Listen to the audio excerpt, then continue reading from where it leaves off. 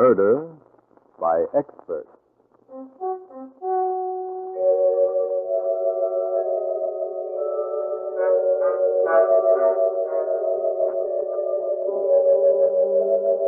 The Mutual Broadcasting System presents Murder by Expert, with your host and narrator, Mr. John Dixon Carr, world-famous mystery novelist whose books have been translated into 17 languages and have sold over 10 million copies, and author of the recently published detective novel, Below Suspicion. Good evening. This is John Dixon Carr. Each week at this time, Murder by Expert brings you a story of crime and mystery which has been chosen for your approval by one of the world's leading detective writers. Tonight, our guest expert is the noted mystery writer, Max Ehrlich. From the thousands of thrillers he has read and enjoyed, Mr. Ehrlich has selected an adventure of that fast-moving, humorous young detective couple, Susan and Johnny Duke, written by Andrew Phillips. And now we present Anne Shepard and Larry Haynes in The Unseeing Witness.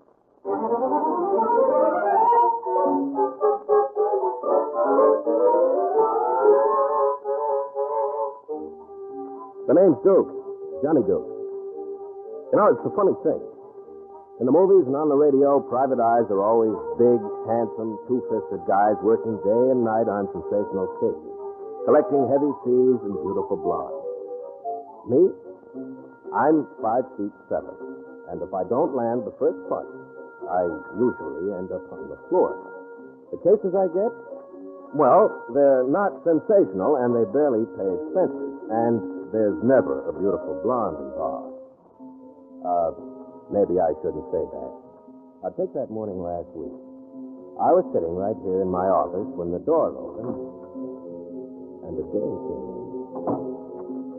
Yeah, she was a blonde, all right, and beautiful. She stood there for a moment, and we just stared at each other.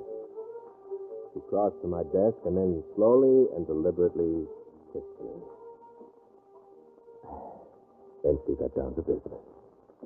Johnny, it's the first of the month. Yeah, I know. We've got $64.23 in the bank. I know, Duchess. Johnny, you'll never guess who I bumped into yesterday. The last person in the world I ever expected. Inspector Ross. Where'd you bump into him, baby? In his office?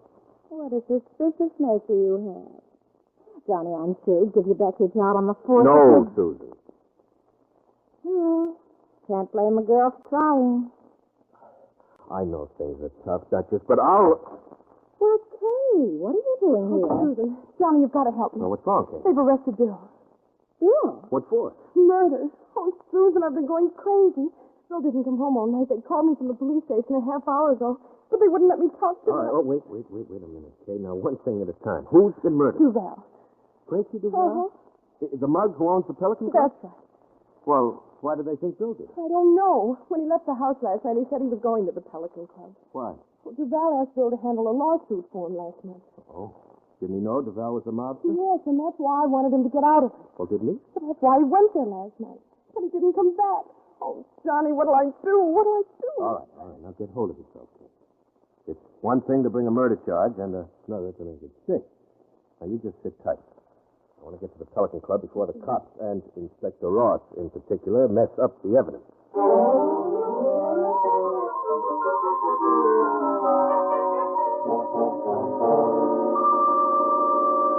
No, Johnny, this is one case that's open and shut. That's what you say about all of them, Inspector. Yeah, well, this time I can prove it. Well, look, would you mind letting the Duchess and me look over the room where Duval was killed? Not at all. Right through this doorway. Mrs. Duke doesn't mind corpses. Doc isn't through his examination yet. Oh, no. I'm used to them. Bill Carlson's a friend of mine, Inspector. I can't believe he's a murderer. You don't have to take my word for it, Johnny. Hey, Kelly, bring Benedict in. Benedict was Duval's manager. He'll tell you. Did you want to see me, Inspector? Yes, Benedict.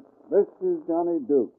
Tell him what you told me a little while ago. Well, fellow Carlson came into the club last night a little before midnight. He had an appointment with Duval. I showed him in here, and I left the club. This morning, when I knocked on the door, it was unlocked by Carlson. Duval was lying on the floor, dead. Get that, Johnny? Carlson was here all night. Doc, you finished looking at the body? Yes. Preliminary examination shows that death occurred between 4 and 6 in the morning. It was caused by suffocation.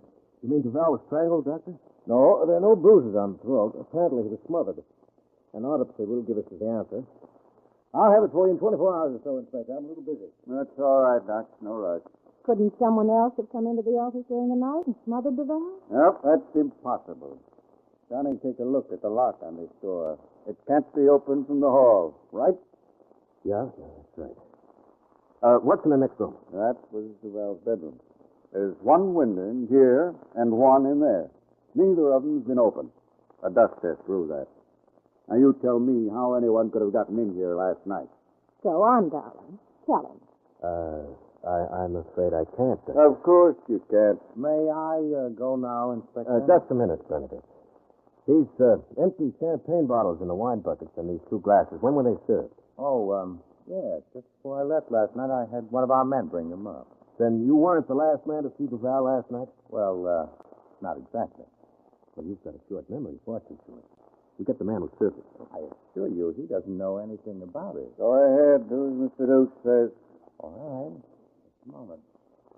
Johnny, don't you ever get tired asking questions. Of course not. Why, if Johnny hadn't asked me the way to Times Square, which he knew all the time, we'd never have met. Here's the man that served the champagne last night. Well, if it isn't Melvin. Johnny Duke. Johnny! Well, how are you, Melvin? Say, where have you been since I last saw you? Well, I found myself up against the gun for trying to fit the mitten through a 5 yards of Sleepy Hollow. Yeah. What did he say, dear? Oh, he says he just served 5 years at the state prison in Trenton. Oh. Oh, Melvin, this is my wife, Susan. Duchess, this is Melvin Maloney, better known as Melvin the Muscle. Hey, she's quite a twist and a twirl. Oh, Johnny, why don't you ever say things like that to me? Melvin, I understand you were the one who served this champagne last night. Yeah, that's right. Well, tell me, what happened? Nothing. Mr. Benedict hands it to me. I takes and knocks on the door. The valve opens up, grabs the bottle of sparkle, and shuts the door. I hear him lock it. What else do you know? Well, that's all, Johnny, honest. I wouldn't hold out on you. Well, Johnny, what do you say now? Well, I'm not going to say anything, Inspector, until I hear Carlson's story.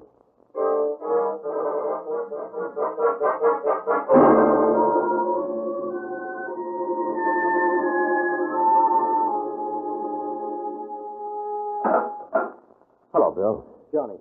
Susan, how did you know? Kay told us. Where is she? Is she all right? She was nearly out of her mind when she came to the office this morning. She must have been poor kid. They wouldn't let me talk to her. Said they'd call her. Bill, did you kill Duval? I never wanted to kill anybody in my life. Did you kill him, Bill? I don't know. All right, I'm here to help you if I can. Now, tell me what happened. Well, I was working on a lawsuit for Duval. Yeah, I know about that. What happened when you went to the Pelican last night? Well, Duval was waiting for me in his office. I told him I was going to quit.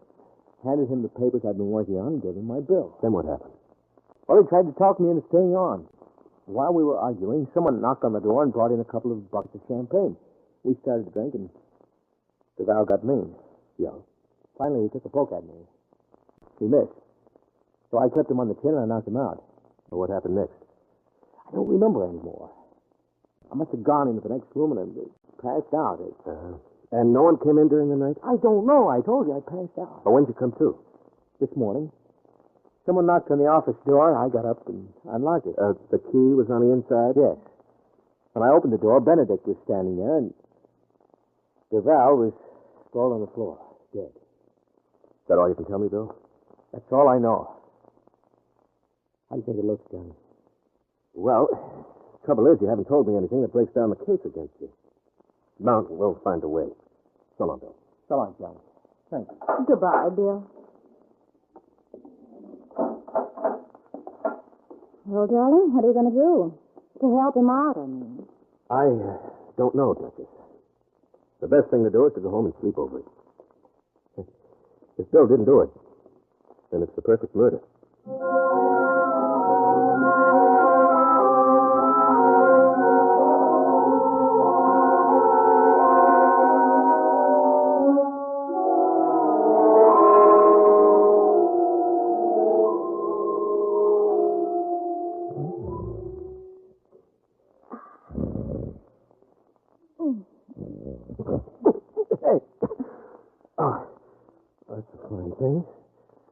wake up to find my wife choking me. I was working on a theory. Well, it doesn't work. Well, I'm grateful for that. Now go to sleep. I can't sleep. I keep thinking of poor Kay and Bill. I'm glad I asked her to stay with us. Yeah, so am I. Now, Duchess, it's after 2. I can remember when you used to do everything under the moon to keep me out until 2 o'clock. Engine trouble, out of gas, flat tires, emotion of the battery. Darling, you never did explain to me what emotion of the battery is. Oh, there ain't no such animal, baby. Then you just made it up to keep me out. Did I know what would come of it? Now go to sleep, please, Duchess. I can't. Oh, great. Who can that be at this All hour? right. Stay where you are, Duchess. I'll get it. All right, take it easy. Can't you see I'm coming? Johnny, let me in. Melvin, why are you shaking so? Johnny. Come on into the living room. Thanks. Hello, Mr. Duke. I'm sorry to question you. Is that a new dance you're doing, Melvin? My knife. You're on the loose. All right. Now stand still for just a second, Melvin. Charlie, who was at the door? Okay, this is Melvin. Melvin, this is Kate I'm Crow. happy to meet you. Yes, mutual. All right, now, what happened? Johnny, I'm as good as up to handle. What? Yeah, on the even. 3 messes ride me out to the meadows, giving me the chill all the way. The cross was on me, and they was doing the salt. Johnny, what's he saying? I see 3... Oh, 3 men took Melvin for a ride, but he managed to escape. Goodness. He was nice friend. I mean, it's the truth. Melvin, who's putting the finger on you? The big payoff. Oh, now, wait a minute. How could DeVal put you on the spot when he's dead? You're guffing it wrong. The vow's the dressing. The payoff is Benedict. Benedict? Johnny. Melvin said DeVal was only the front for the Pelican outfit. The real brain is Benedict. Well, maybe Benedict had something to do with Duval's murder. Yeah, it's an angle, Kate. Now, why would Benedict want you out of the way, Melvin? From nothing. I'm getting the toss around. A short kind like me don't cut the score with him. I'm cracking a straight line to clock around, so why the planting, I ask? Darling, translation. Melvin said he can't understand why Benedict wants him out of the way. He hasn't talked. Well, even if he did, who could understand him? Melvin, are you sure you've told Papa everything? Now, would I slip a fly G like you to Rowdy at a time like this? Melvin, this morning Benedict forgot all about the champagne in the office. Then he didn't want to tell me who brought it there. Now, why? I don't know. You can put me to bed with a shovel if I'm holding. Yeah, I know, Melvin. Well, maybe you're being taken for a ride has a connection with the murder. Johnny, maybe Melvin knows something, only he doesn't realize it. Of course. And Benedict is scared he might wake up to it, so he sends him for a ride. Yeah, that might be it. I tell you what, Melvin, you're staying here until you remember what Benedict doesn't want known. Well, I already told you everything I know, honest. Melvin, what you need is to be psychoanalyzed. Huh? And I'm just the one to do it. Let me question him, Johnny. Well, nothing else seems to work. What do you say, Melvin? Anything you say, Johnny. You and the missus is back to back, especially seeing I got the smallpox. The smallpox? He means he's in trouble, baby, and it might be catching. Oh. I hope your insurance policies are in order, dear.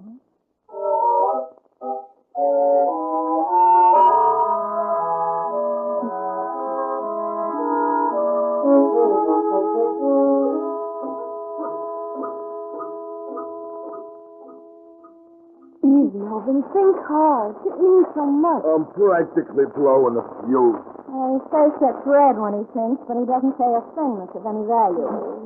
We've been questioning you for 2 hours now, Melvin, and all we get is the same story. I run the bottle of sparkle to the office, knocked on the door. Duval opens, grabs, shuts, locks. Oh! Yeah, well, that's what I've been telling you. Johnny, can't you make these twists take that lamp out of my eye? That's blinding me. You think I was down at headquarters? We're only trying to make you feel at home. Yeah, besides, Melvin, I thought you said you were once under police grilling for 36 hours. I was, only it wasn't like these twists. They was nice to me. Well, I can be just as nice as the police department. Here, you can have another eclair. Gee, thanks. Johnny, come away from the window and help us. I set a very nice view from here. One of Benedict's men watching our putt. Oh, I knew it. I'm being moused. Let me see him. Oh. Who is he, Melvin? Oh, it's the Ripper. I'm as good as up to hand. Now, Melvin, you're safe. Johnny, you don't have to count on Benedict. He knows more than old Heb's young. Well, Johnny is pretty bright, too. Why won't you get as far as the $4 question? As the saying goes, I'm living on time borrowed. No. Yeah, Miss. Why don't you make yourself comfortable? Here's a chair. Oh, thanks. That's nice. Oh, hey, Johnny, she's putting the lights in the eyes again. Melvin, you start singing for Kay. I've got to do some shopping for dinner. Well, get some A-class, will you? Well, like I was saying, I run the bottle of sparkle to the office, knocks on the door, DeVal grabs...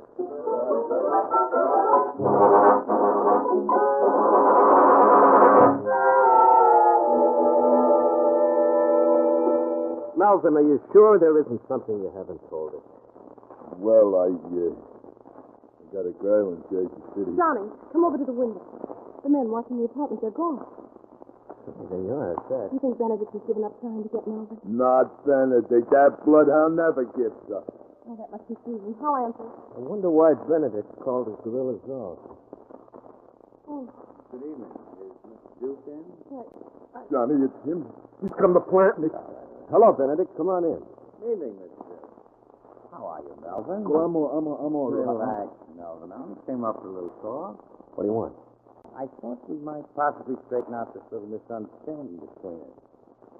Token of my good faith, I've withdrawn the men who were watching your apartment. Am I supposed to be grateful? Come now, Mr. Duke. Isn't the attitude to take? I'm willing to let bygones be bygones. Can't we forget what happened?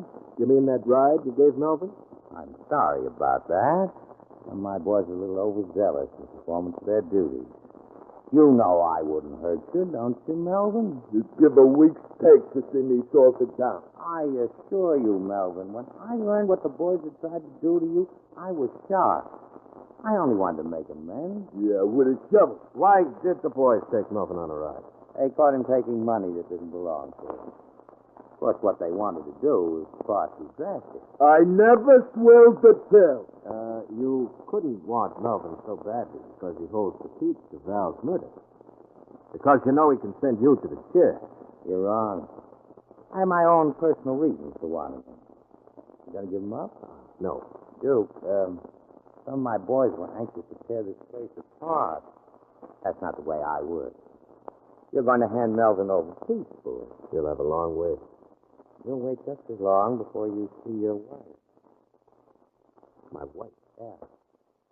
Imagine my surprise when I bumped into her this evening. Only a few blocks from here. I persuaded her to become my house guest. For the time being. Oh, you dirty louse. If you lay a hand... Take it easy, Johnny. See, if I'm not back at the Pelican Club in half an hour, the boys have their instructions. You can't get away with it, Benedict. I don't scare easy, Duke. Give you 24 hours to think it over.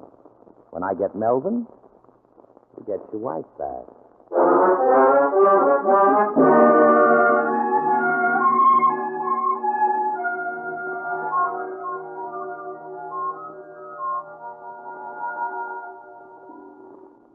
Johnny, what are we going to do? Hours have been walking the floor, not saying a word. Melvin, you know Benedict. Where's he likely to hide to? Well, he's got a hideout in Westchester. Sure, Johnny, that's it. No. Too obvious. Yeah, but nobody knows about it, Johnny. He's probably counting on my visiting there. If I know Benedict, he'd probably try to outsmart me by keeping her right at the Pelican Club. Yeah, he is full of tricks. Yeah.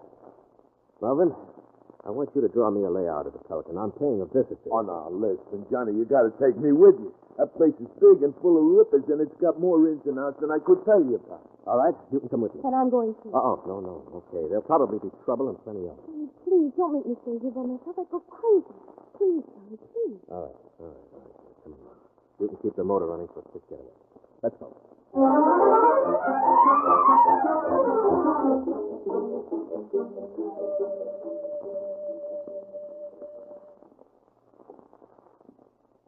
There's the back door, Johnny.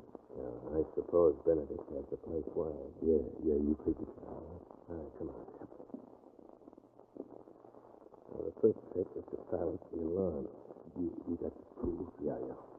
You keep a sharp lookout. Probably got a couple of the boys on the outside. I'm watching, Johnny. I'm watching. You getting it? Yeah. A little more. Johnny, here comes one of the boys. Let's flatten against the wall. I'll take him. Hey, what are you? sure can powder them, Johnny. Yeah, sure. I went to Miss Perkins' finishing school. Now tie him up while I finish breaking the alarm. I'll take care of him like he was a pill. He's one of the rippers that took me on the picnic. Yeah, your arm's okay. Gotta get the lock on this door. Yeah. This mess is wrapped up for the night. It's a tough lock, ain't it?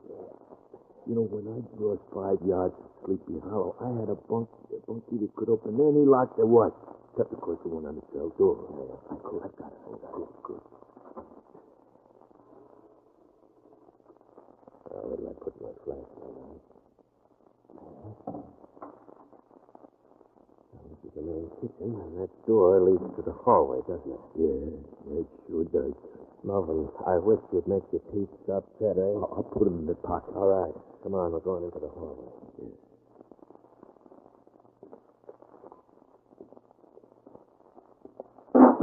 What was that? I kicked something. All right, let's see what it was. Oh, a wine bucket. Yeah, but I didn't spill nothing. It was empty. Yeah, empty. Let's see. That's funny. You know, come to think of it, the ones into Val's office were empty, too. I don't follow you, Gus. Melvin, when we were into Val's office with the inspector, I remember distinctly those wine buckets being dry. So what? Wasn't there ice in the buckets when you served the champagne? Sure there was. What happened to the water? What water? Look, Melvin, when ice melts, there's always water. Yeah. Yet the morning the murder was discovered, those 2 buckets were dry. Oh, it was dry. Well, it was dry ice. Now, don't be funny. No, on the level. Dry ice. Why dry ice? Well, when Benedict gives me the bucket with the champagne in it, he says we ain't got no regular ice. Oh. Yeah. Dry ice would just evaporate, leaving no trace behind. Yeah? Now, that would account for the bucket being empty and dry. Melvin, I've got the answer. Yeah? Well, tell it to me, but slow. Yeah, later. First, we've got to find the Duchess. Now, come on. There's the door to the hallway. Now, walk lightly. I'm practically floating. Now, look, some lights on under that door further down the hall. That's where the mob hangs out. Let's have a look. Oh, they're in there, all right. Rudy, what those past the toughest rippers you ever laid a peep on.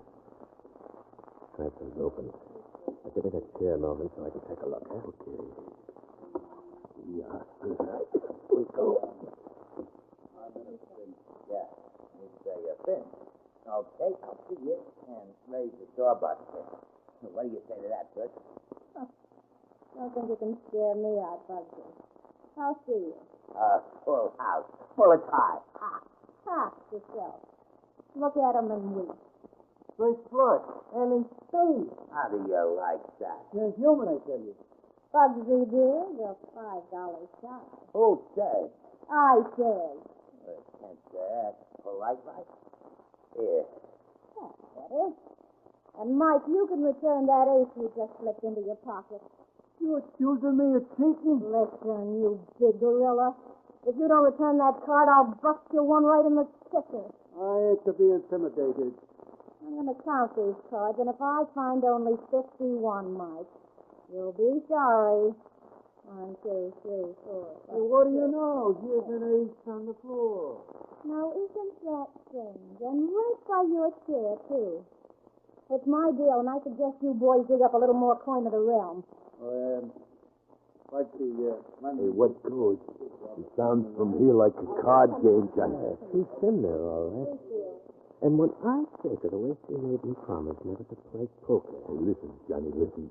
Them messes are easy with the lead. How are you going to spring her? Well, I'm going to yell for her to hit the floor, then I'll shoot out the lights. While those gorillas are throwing it around, I'll pull her out. Johnny, someone's coming this way. If he lets out a peep, it's up the handle for us. All right, I'm going to meet him. Is that you, Mike? Oh, why aren't there some lights on? Oh, let go, I can't. Oh. Did you get him, Johnny? Yeah, it's Benedict. He's not cold.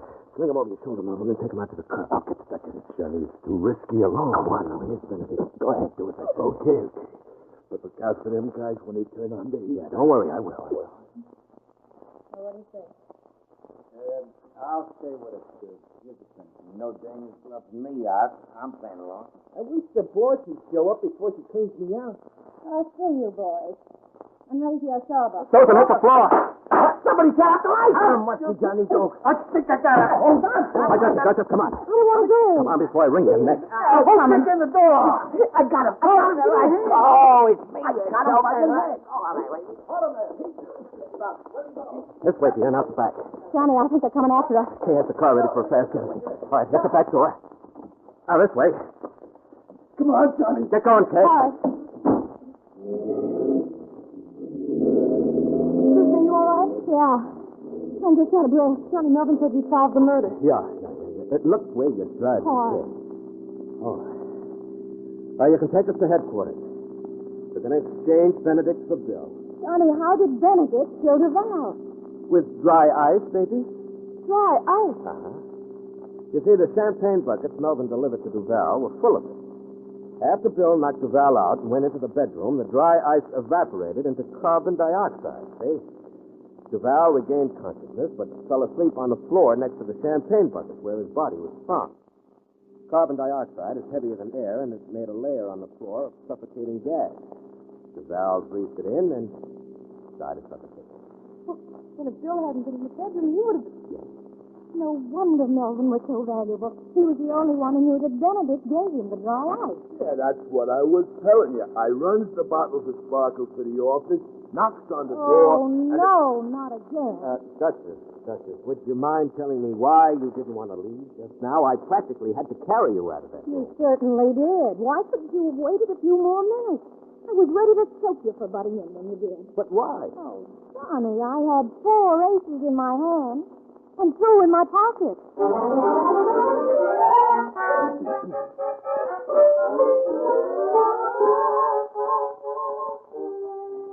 Well, we turned Benedict over to Inspector Ross, and he very reluctantly released Bill Carlson.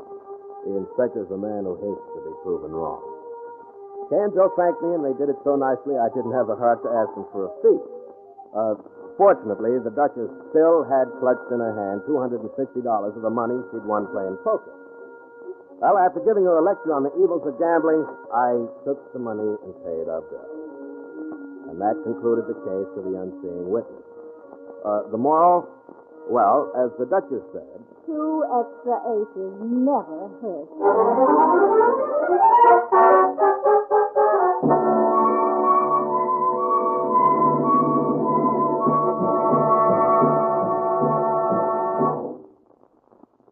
And so the curtain falls on The Duke and the Duchess and the case of the Unseeing witness, which was chosen by guest expert Matt Ehrlich.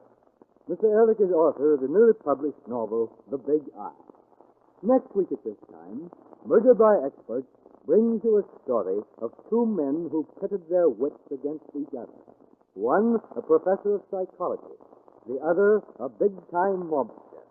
As selected for your approval by Brett Halliday. Until then, this is your host, John Dixon Carr, hoping you'll be with us again next week at this time.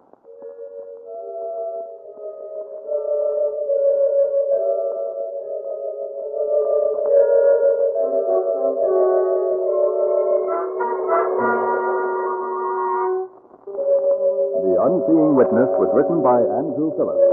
In the cast were Larry Haynes, Ann Shepard, Bill Zuckert, Joyce Gordon, Kermit Murdoch, Lawson Zerby, and Roger DeCoven. Music is under the direction of Emerson Buckley and was composed by Richard DuPage. Murder by Experts is produced and directed by Robert A. Arthur and David Cogan. Russ Dunbar speaking. This is the world's largest network serving more than 500 radio stations, the Mutual Broadcasting System.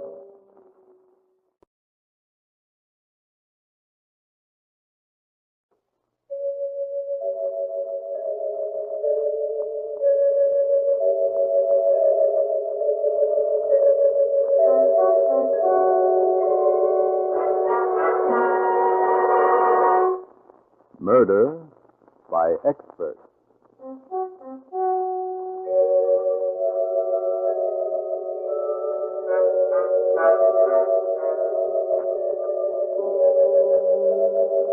Mutual Broadcasting System presents Murder by Expert, with your host and narrator, Mr. John Dixon Carr, world-famous mystery novelist whose books have been translated into 17 languages and have sold over 10 million copies, and author of the recently published detective novel, Below Suspicion.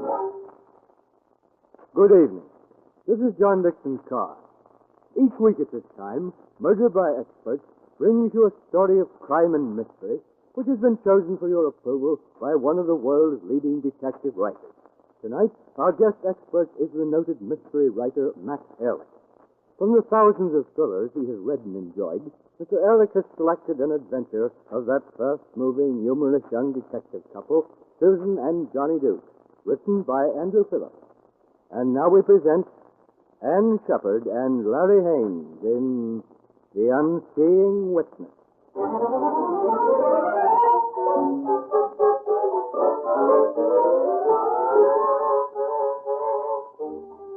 The name's Duke. Johnny Duke. You know, it's a funny thing. In the movies and on the radio, private eyes are always big, handsome, two-fisted guys working day and night on sensational cases, collecting heavy fees and beautiful blondes. Me? I'm 5'7", and if I don't land the first punch, I usually end up on the floor. The cases I get?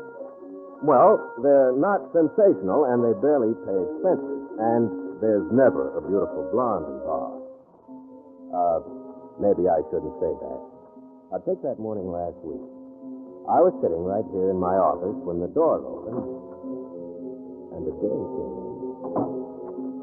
Yeah, she was a blonde, all right, and beautiful. She stood there for a moment, and we just stared at each other. She crossed to my desk and then slowly and deliberately kissed me.